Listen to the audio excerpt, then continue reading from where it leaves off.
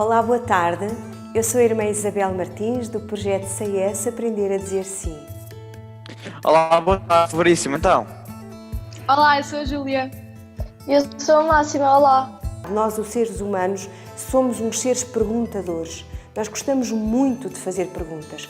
E há perguntas que atravessam todos os tempos, todas as civilizações, todas as línguas e povos, como, por exemplo, de onde viemos? Onde estamos?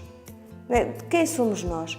E às vezes essas perguntas surgem quando a gente observa o céu estrelado numa noite límpida, que é tão bonito.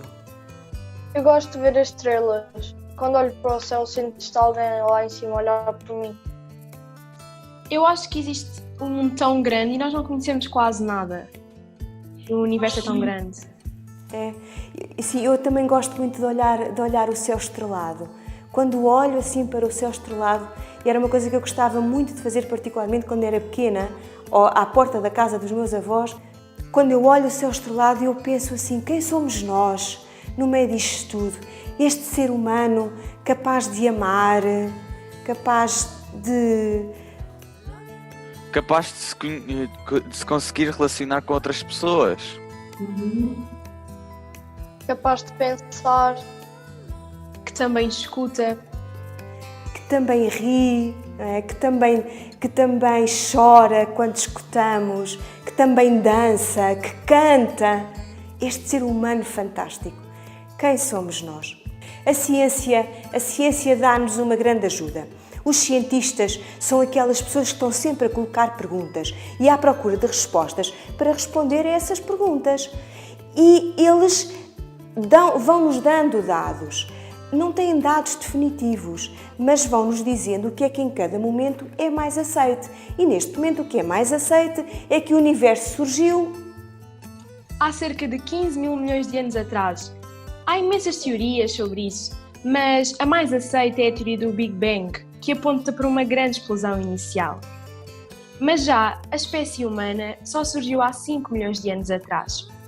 Houve vários organismos simples que se desenvolveram e deram origem a várias espécies diferentes, entre elas a vida humana. Mas nós também colocamos outras questões. Por exemplo, porquê é que surgiu o universo? Para que é que surgiu a espécie humana? Para nós cristãos dizemos que é por amor. E para quê? Deus criou o universo e ofereceu ao homem como um projeto de vida que quer construir com ele. Para que o homem viva numa relação harmoniosa com Deus, com os outros e com toda a criação.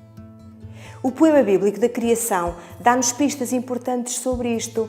Qual é o nosso lugar neste mundo? Para que é que Deus nos criou? Quando é que esse texto foi escrito? Olha, foi escrito no século VI a.C. Há 2600 anos. É verdade, é um texto que é muito antigo. E sabem, nessa altura, as pessoas não tinham nenhum conhecimentos científicos como nós temos hoje. Não sabiam o que era um cometa, nem um planeta, nem a evolução de uma planta ou de um animal. Mas havia uma coisa que eles sabiam, é que Deus nunca os abandonava, que Deus estava sempre com eles. Vocês conhecem alguns episódios do Antigo Testamento?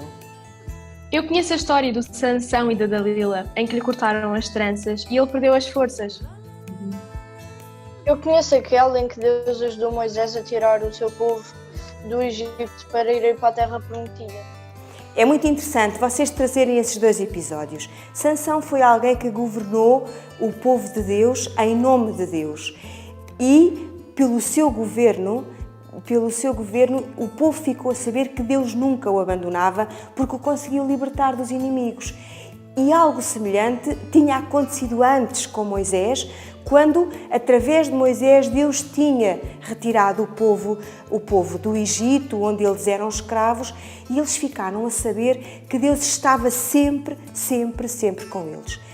E depois, com o passar dos séculos, eles foram compreendendo no seu interior que se Deus estava sempre com eles, era ainda mais do que aquele que está sempre connosco, mas era o seu Criador. Nós temos origem em Deus. É como nos diz o Papa Francisco, que nós fomos concebidos no coração de Deus. E este é o olhar da fé. E foi este olhar de fé que aqueles homens e mulheres do século VI a.C. colocaram neste belo poema da criação. O ser humano é criado por amor. É alguém capaz de entrar em comunhão com outras pessoas. O ser humano é tudo isto ao mesmo tempo. É uma espécie que surgiu há cerca de 5 mil milhões de anos, como nós temos aqui do lado esquerdo do nosso quadro, fruto da evolução das espécies, mas é também como nós temos aqui do lado direito, alguém criado por amor, alguém capaz de entrar em comunhão com os outros. É tudo isto ao mesmo tempo.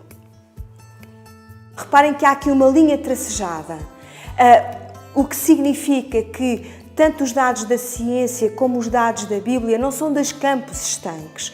Eles dialogam uns com os outros e para conhecer a realidade sobre o ser humano, precisamos de atender a um lado e ao outro, precisamos de olhar para os dois lados e de fazer uma síntese.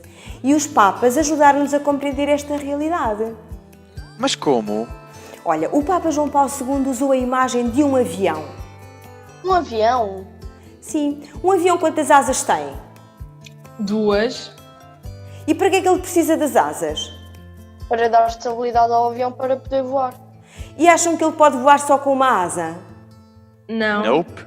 O Papa João Paulo II diz-nos que para encontrarmos a verdade sobre a realidade precisamos destas duas asas, da asa da ciência e da asa da fé. Depois, a seguir, o Papa Bento XVI alertou-nos que a asa da fé não pode voar sozinha, precisa também da asa da razão. Nós temos que pensar sobre a fé.